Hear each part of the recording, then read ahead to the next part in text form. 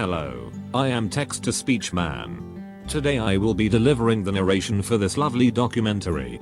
A wonderful documentary about plants. And not just any kind of plant, oh no.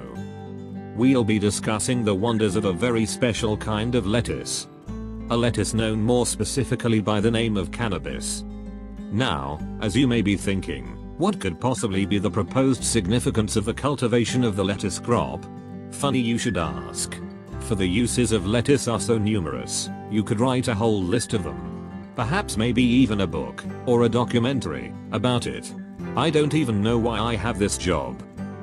Now moving on. The great thing about lettuce is how useful it is to people. You can eat lettuce. You can drink lettuce. You can even use lettuce to power your car. Now, onto our much awaited narrative about lettuce. The key to understanding the importance of lettuce lies within a three-stage process. These stages are the divisions of labor, notably the cultivation, distribution, and fine preparation of lettuce.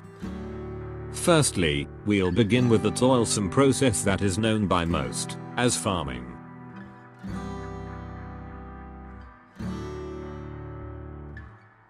Here, we see the rise of the sun, marking the beginning of a new day. It is at this early hour that the farmers of the lettuce fields rise to once again work their magic. First, one must plant the lettuce into the ground.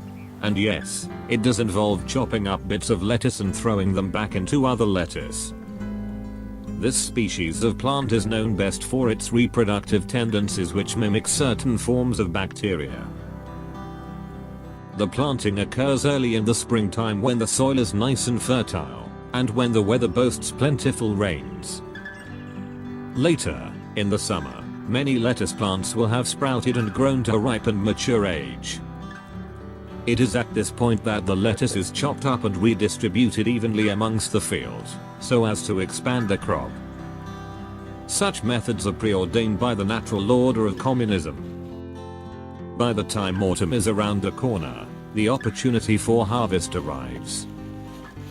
After the farmers have made their last big hauls, they gather their yield, cleanse it of any capitalist infections, and prepare for the great shipment.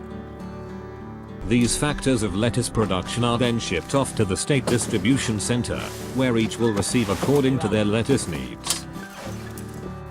Which brings us to the next stage in the progression of lettuce. Once the lettuce has been loaded onto trucks, it is then transported to the nearest state distribution center, where it will be placed in a market for fellow workers to retrieve. The farmers have a mandated quota for how much produce their clients require. When each of his clients arrive to obtain their lettuce, he cheerfully transfers the specified yield over to their possession at no expense, knowing that they will do the same for him when he comes to receive their own distributions of different goods and services. The general atmosphere of this market is elevated by the invigorating feelings of community and sharing. Only this can be achieved in a communist system. When the factors of production are owned by the people and distributed to the people, feelings of jealousy and struggle slip away and vanish. Just ask this reputable farmer of lettuce. Yes, I've been farming lettuce for 25 some years now. And every day I wake up with a smile on my face and happiness in my heart, knowing that I'm a good laborer contributing to the greater good. I see it in the faces of people I help too. Martha just came by for her daily dose of lettuce, and she was going on about how she's so happy to be providing radishes for everyone. People like Martha and the farmer are what keep the community alive and well. And on the subject of distribution, it is time to discuss the final stage of the lettuce development. Here we are at the home of a moderately sad man. His moods tend to be down, henceforth the naming of his residence, Downey's. As I had mentioned before, this particular form of lettuce can be attributed to its scientific name, cannabis. Here we can see Downey preparing the lettuce with extreme prejudice. Notice how his hands operate with flawless precision. This is because Downey has a secret use for the lettuce. He, like many others, finds solace from the inescapable torment of reality in lettuce's many recreational uses. If prepared correctly, the lettuce's chemical properties can be harvested and consumed in many forms, acting as an effective painkiller and stress reliever. More importantly for Downey, however, is the added bonus of lettuce's ability to heighten the senses and inhibit restraint, often causing spontaneous laughter. This proved more harmful than good. Earlier on in his life, an overdose of lettuce granted him the ability to communicate with dolphins. His impaired state cost him a romantic date. He has never felt the touch of a woman for the past 42 years.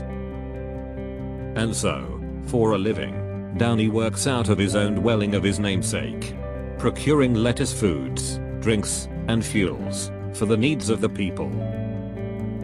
Because of people like Downey, the community at large is able to enjoy the vast benefits lettuce has to offer. His efforts are all thanks to the distributors at the state market who were able to get him the lettuce to begin with.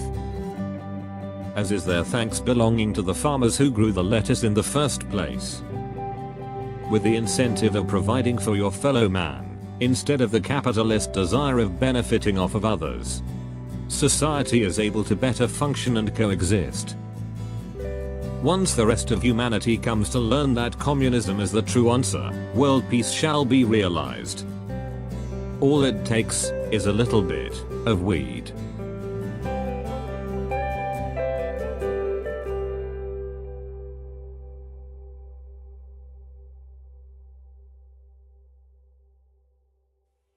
So let us all rise up and bring about the glory of communism.